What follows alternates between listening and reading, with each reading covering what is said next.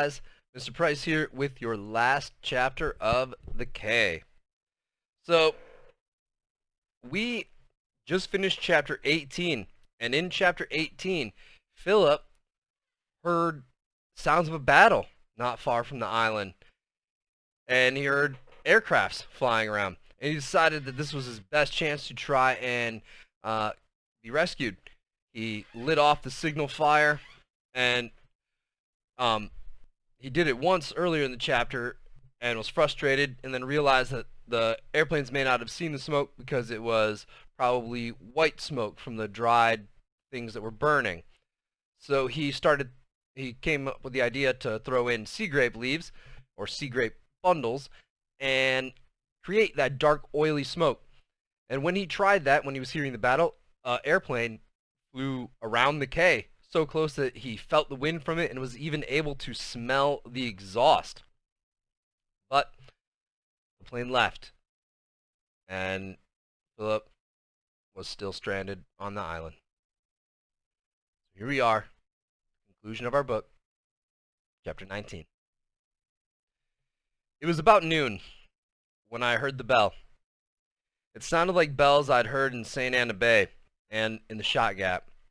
Small boats and tugs used them to tell the engineer to go slow or fast or put the engines in reverse. For a moment, I thought I was dreaming. Then I heard the bell again, and with it, the slow chugging of an engine. And voices. They were coming from East Beach. I ran down there. Yes, a small boat had come into the Devil's Mouth and was approaching our Cay.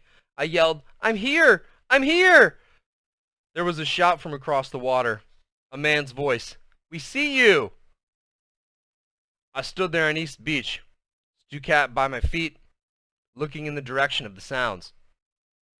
I heard the bell again. Then the engine went into reverse, the propeller thrashing. Someone yelled, "Jump, Scotty! The water's shallow!" The voice was American. I was certain. The engine was now idling, and someone was coming toward me. I could hear him padding across the sand. I said, "Hello?" There was no answer from the man. I suppose he was just staring at me. But then he yelled to someone on the boat, "My Lord, it's a naked boy and a cat!" The person on the boat yelled, "Anyone else?" I called out, "No, just us." I began to move toward the man on the beach. He gasped, "Are you blind?" I said, "Yes, sir." In a funny voice, he asked, "Are you all right?"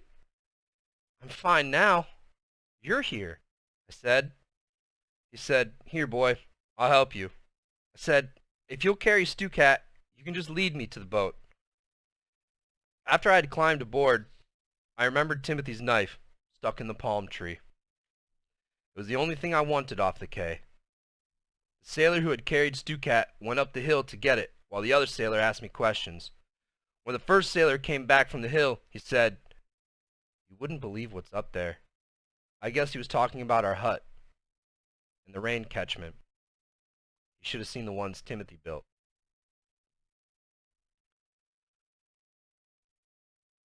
I don't remember everything that happened in the next few hours, but very soon I was helped up the gangway of a destroyer. On the deck, I was asked so many questions all at once that one man barked, "Stop badgering him! Give him food, medical care, and get him into a bunk." A voice answered meekly, "Yes, sir, Captain." Down in sick bay, the captain asked, "What's your name, son?" "Philip Enright. My father lives in Willemstad." And then asked, "Oh, I'm sorry." "Philip Enright. My father lives in Willemstad. He works for Royal Dutch Shell," I answered.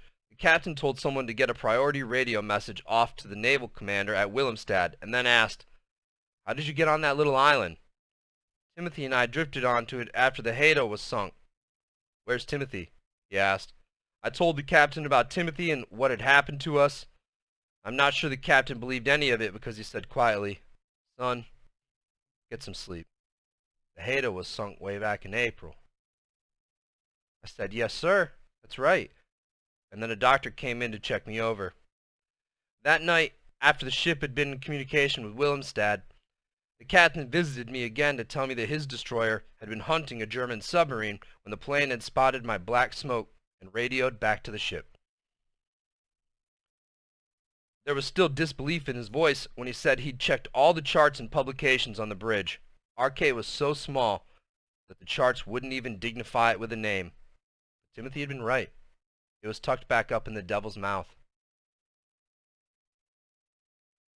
The next morning, we docked at the naval base in Cristobal, Panama, and I was rushed to a hospital, although I really didn't think it was necessary. I was strong and healthy, the doctor on the destroyer had said. My mother and father flew over from Wilhelmstad in a special plane. It was minutes before they could say anything. They just held me, and I knew my mother was crying. She kept saying, "Philip, I'm so sorry. I'm so sorry." The Navy had notified them that I was blind, so it would not be a shock, and I knew I looked different. They'd brought a barber in to cut my hair, which had grown quite long. We talked for a long time, Stucat on my bed. I tried to tell them about Timothy and the Cay, but it was very difficult. They listened, of course, but I had the feeling that neither of them really understood what had happened on our Cay. 4 months later, in a hospital in New York, after many x-rays and tests, I had the first of 3 operations. The piece of timber that had hit me the night the Haida went down had damaged some nerves. But after the 3rd operation, when the bandages came off, I could see again. I would always have to wear glasses, but I could see. That was the important thing. In early April, I returned to Wilhelmstad with my mother, and we took up life where it had been left off the previous April, after I'd been officially reported lost at sea. She'd gone back to Caraco to be with my father. She had changed in many ways. She had no thoughts of leaving the island now.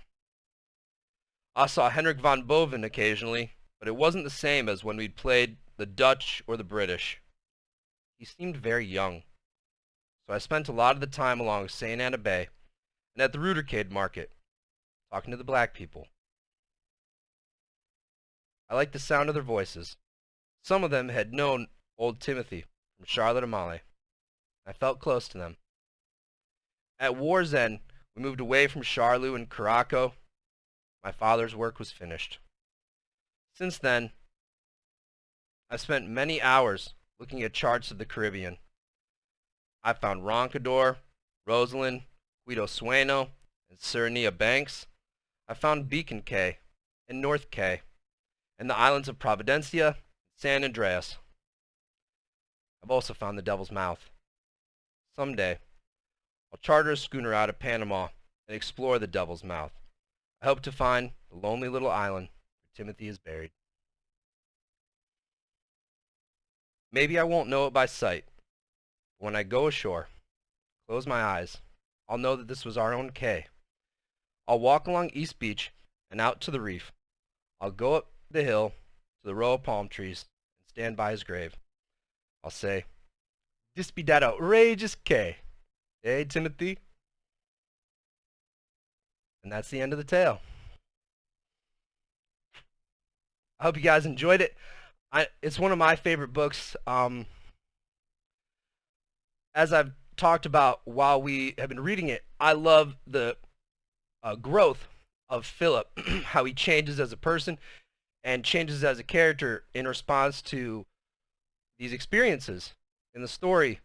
And I really love the ending. I think it's awesome that he knows that he owes Timothy his life, pretty much. And he thinks about that a lot. You can see that by the fact that he looks up these charts and wants to find this little island. And then travel back to it and visit Timothy, and see the island that changed his life. So, I hope you guys have enjoyed this story. Remember to complete your exit ticket, and have a great day.